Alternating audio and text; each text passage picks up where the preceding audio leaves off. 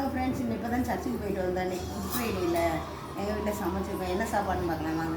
சாதம், கத்திரிக்காய், முருங்கைக்காய், மாங்காய், கேரட் எல்லாம் போட்டு சாம்பார்.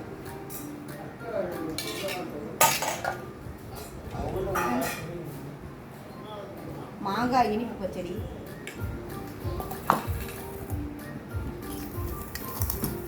முட்டைக்கோஸ் கேரட் பொரியல்,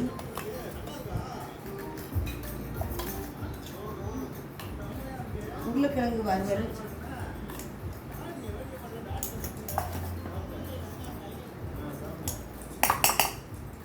தக்காளி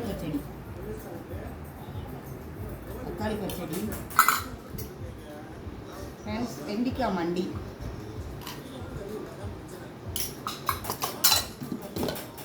பாசிப்பயிறு கட்லெட்.